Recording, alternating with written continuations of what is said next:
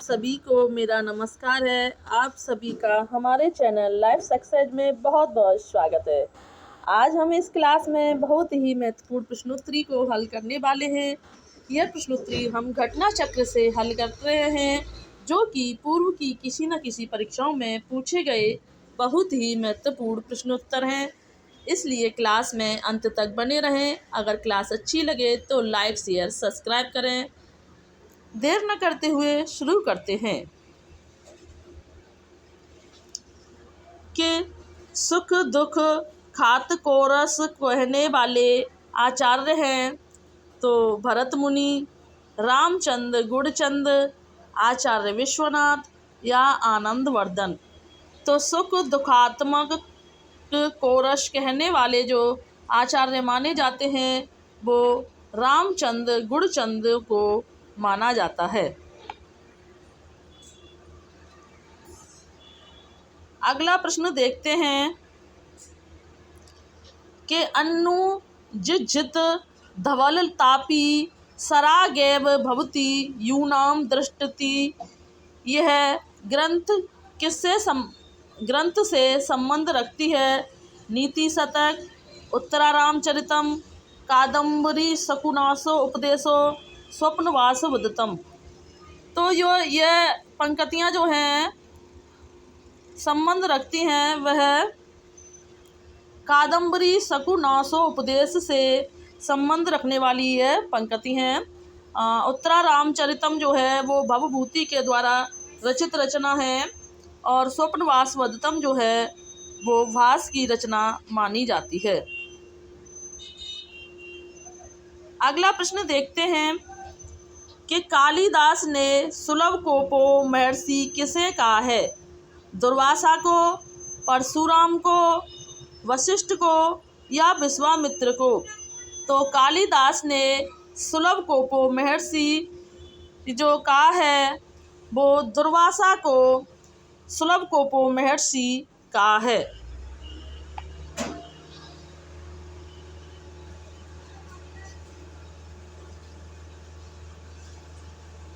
अगला प्रश्न देखते हैं कि बामा कुल साधव्य में बामा शब्द का क्या अभिप्राय है? मनो अनुकूल व्यवहार करने वाली स्त्रियां, विपरीत आचरण करने वाली स्त्रियां या सामान्य युवतियां, वक्र स्वभाव वाली स्त्रियां। तो बामा कुल सादृश्य में बामा शब्द का जो अभिप्राय माना जाता है वो विपरीत आचरण करने वाली स्त्रियां जो हैं वो बामा कुल सादृश्य में बामा शब्द का अभिप्राय माना जाता है।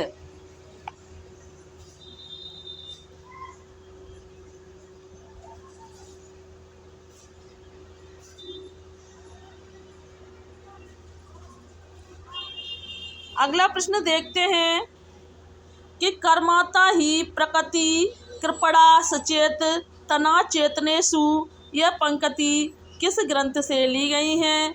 नीति शतक, श्रृंगार शतकम, मेघदूतम या रघुवंशम। तो यह जो पंक्तियाँ ली गई हैं यह कालिदास की रचना मेघदूतम के द्वारा से ली गई हैं। रघुवंशम भी एक कालिदास का महाकाव्य माना जाता है जिसमें 19 सर्ग माने जाते हैं। अगला प्रश्न देखते हैं कि समास की अधिकता ओज कहलाती है। समास की अधिकता ओज कहलाती है। यह कथन जो है किसका माना जाता है? भरत का, वामन का, रुवक का या दंडी का? तो समास की अधिकता जो है ओज कहलाती है। यह कथन जो है वामन का माना जाता है। वामन जो है वो 9वीं सदी के कवि माने जाते हैं। भरत मुनि जो है वो 2री सदी के कवि, रुवक जो है वो भी 9वीं सदी के कवि, दंडी 7वीं सदी के कवि माने जाते हैं।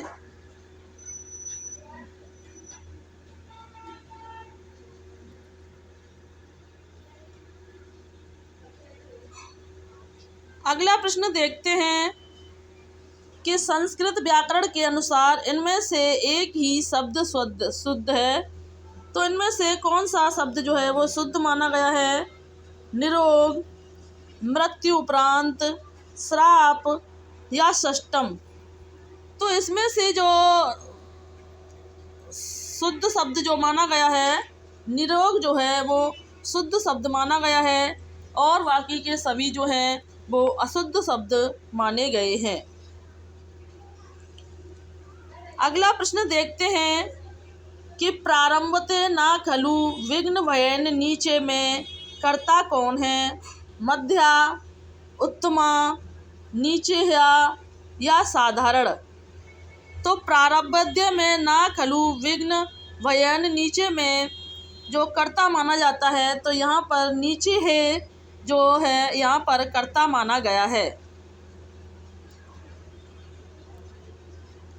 अगला प्रश्न देखते हैं कि उत्तिष्ठित जागृत प्राय बरानी बोधत यह किस उपनिषद का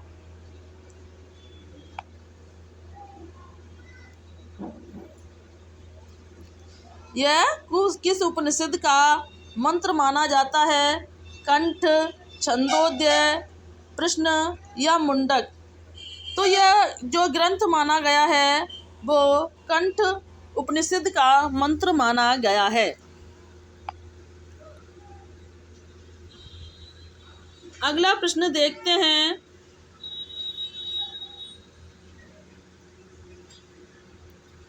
कि किस रचना में कुट्टनियों का वर्णन किया गया है? तो कादम्बरी, मत्स्यकटिकम, 10 कुमार चरितम या रत्नावली। तो किस रचना में कुट्टनियों का जो वर्णन किया गया है, तो वह मत्स्यकटिकम में जो है कुट्टनियों का वर्णन किया गया है।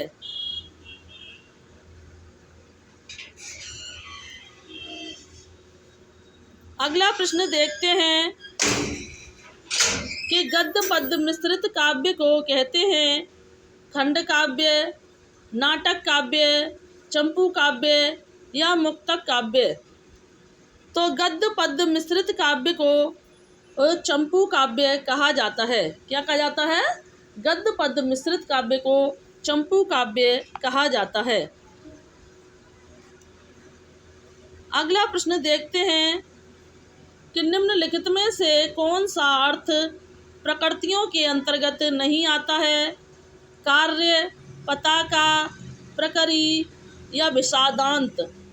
तो इनमें से अर्थ प्रकृतियों के जो अंतर्गत नहीं आता है, तो विषादांत जो है यह अर्थ प्रकृति के अंतर्गत नहीं आता है, जबकि कार्य, पताका, प्रकरी जो है यह इसके अर्थ प्रकृति के अंतर्गत माने जाते हैं। तो अर्थ प्रकृति के अंतर्गत यह 5 माने जाते हैं, जो कौन कौन से हैं? बीज, बिंदु, पताका, प्रकरी, कार्य।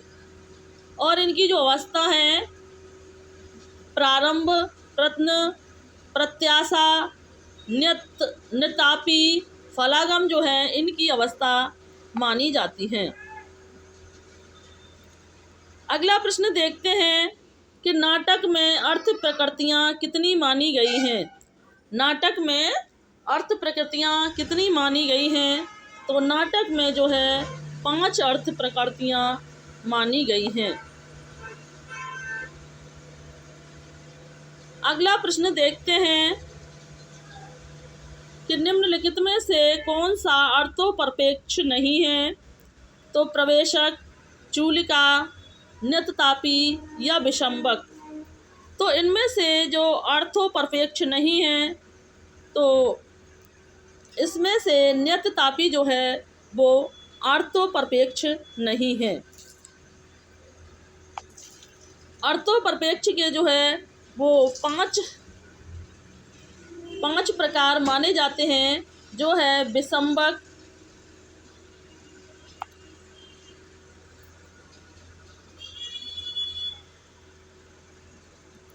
नंबर 1 विषंबक। यह नाटक के आरंभ में या 2 अंकों के बीच में 2 गौड़ पात्रों के वार्तालाप के द्वारा सूचना दी जाती है, तो उसे विषंबक कहते हैं। नंबर 2 चूलिका। पर्दे के पीछे से दी जाने वाली सूचना को चूलिका कहा जाता है। नंबर 3 है अंगाश्य। अंक के अंत में जहाँ बाहर जाने वाले पात्रों के द्वारा अगले अंक की कथा सूचना दिलाई जाती है उसे अंगांश कहते हैं। नंबर 4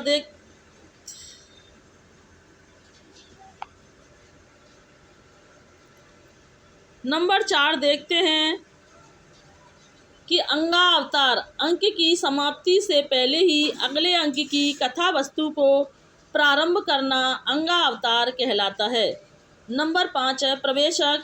नवागंतुक निम्न कोटि के पात्र द्वारा दी जाने वाली सूचना को प्रवेशक कहते हैं। अगला प्रश्न देखते हैं कि सूच्य कथानक को प्रस्तुत करने वाले अर्थोपरपेक्ष की संख्या कितनी होती है। तो अर्थोपरपेक्ष की जो संख्या है वो 5 मानी जाती है। अगला प्रश्न देखते हैं कि निम्नलिखित में से कौन कार्यावस्था के अंतर्गत नहीं है। तो इसमें से जो कार्यावस्था के अंतर्गत नहीं माना जाता है तो उत्पाद्य जो है वो कार्यावस्था के अंतर्गत नहीं माने जाते हैं।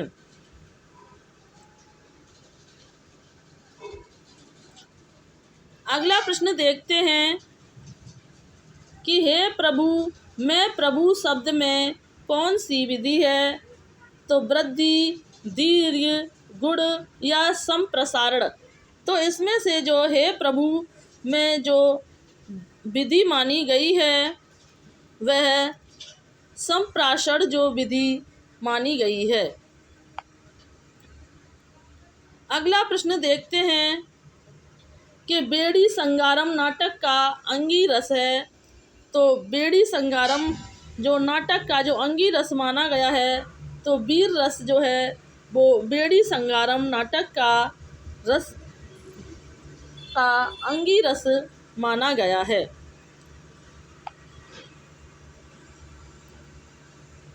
अगला प्रश्न देखते हैं कि निम्नलिखित वाक्यों में से कौन सा भाव वाच्य है।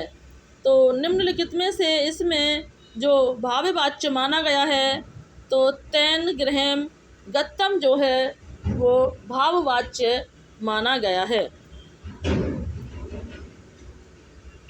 तो यस आज के जो सभी प्रश्न समाप्त होते हैं और लगभग हमने आपको पूरे घटना चक्र को क्रम से हल करवा दिया गया है। अगर आपको हमारी ये क्लास अच्छी लगे तो इसे लाइक शेयर करें और ऐसे ही निरंतर महत्वपूर्ण टॉपिकों के साथ प्रैक्टिस करने के लिए हमारे चैनल को सब्सक्राइब करें और ज़्यादा से ज़्यादा शेयर करें और एक कमेंट ज़रूर किया करें, चाहे वो सही करें, क्या कमी रही, क्या अच्छाई रही, जिससे कि हम अपनी कमियों में सुधार कर सकें।